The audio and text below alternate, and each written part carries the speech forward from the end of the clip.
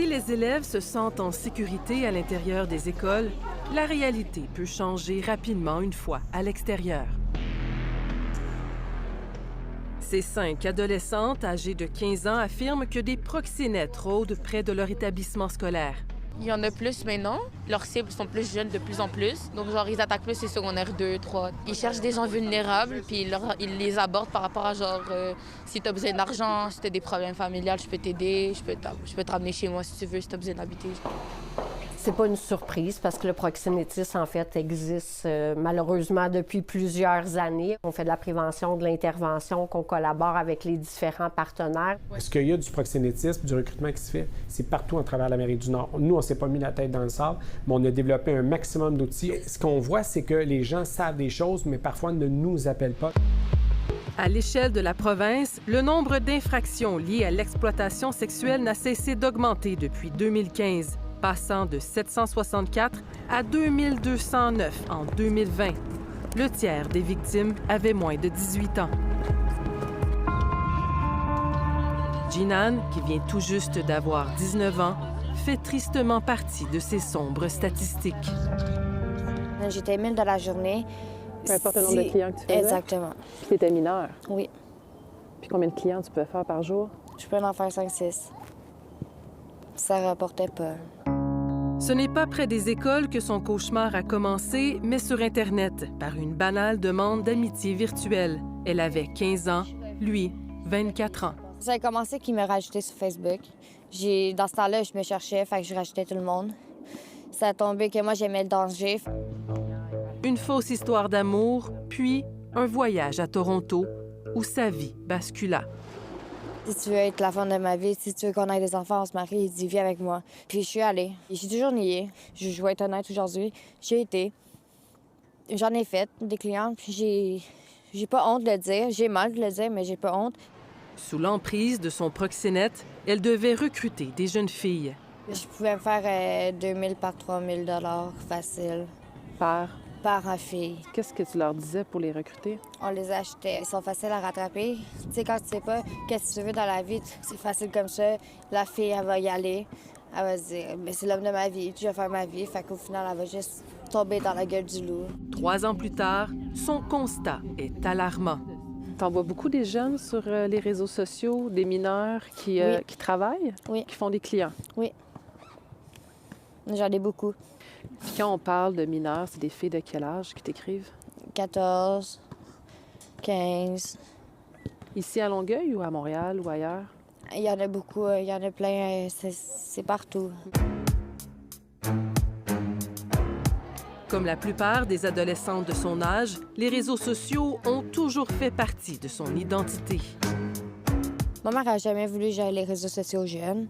Mais quand tu as un iPod comme cadeau, tu te caches. Là, à un moment donné, là, tu te caches, tu te fais un Facebook à cachette.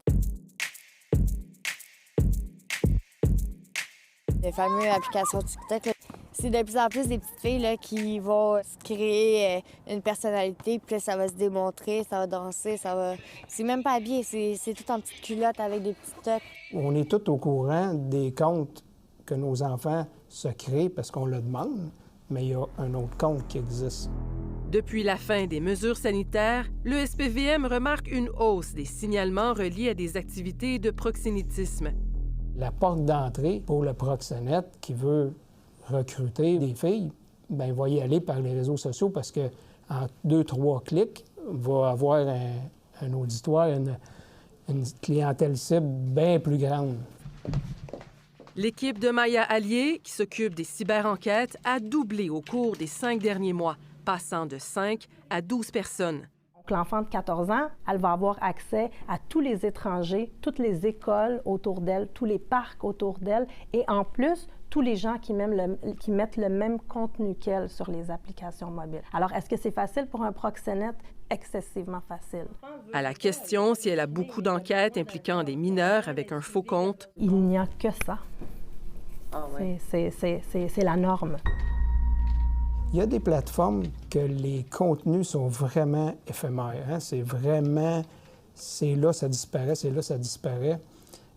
C'est ceux-là que les parents devraient apprendre à connaître le plus. On ne sera jamais à l'abri de ce type de crime-là tant et aussi longtemps qu'il n'y aura pas une meilleure communication entre les parents et les enfants.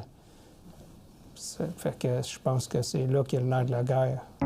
Puis ils sont encore dans ce domaine-là, puis ils sont encore maltraités. Une double vie qui laisse des séquelles. Tu peux pas être heureuse. T'es traumatisée. C'est vraiment dur de l'accepter. Puis moi, c'est depuis 2022 que j'ai accepté le fait de ma vie. Jinan s'en est sortie grâce notamment à un intervenant qu'elle a rencontré à son école secondaire il y a quelques années. Elle participait à un atelier de sensibilisation concernant l'exploitation sexuelle. Ça m'est arrivé souvent de vouloir retourner dans cette vie. Puis quand j'avais toujours le flash, Patrick. Puis j'ai fait non, je peux pas. Fait qu'il a vraiment fait une différence dans ta vie. Oui. Il m'a sauvée. Et toutes les jeunes. Ce Patrick, c'est lui. Un ancien membre d'un gang de rue qui dédie maintenant sa vie à aider les jeunes. On se réveille pas en voulant être pimp, c'est pas ça. On veut avoir des responsabilités, on veut se sentir important. Il essaie de créer des rêves. Puis tout le monde a des rêves. Fait que si je te parle à toi, puis je trouve c'est quoi ton rêve, bien, j'essaie de le faire grossir ton rêve. C'est comme une course à qui va faire grossir le rêve en premier. Fragile, encore vulnérable, la force de Jinan se retrouve dans sa détermination à s'en sortir. J'ai qu'un gros, là. Ouais. J'ai fait pour aider les enfants. J'ai fait pour aider les parents aussi, parce que moi, ma mère, elle l'a jamais su. Puis elle l'a su sur un papier du tribunal. Aujourd'hui, je suis contente d'en parler parce que ça va me libérer.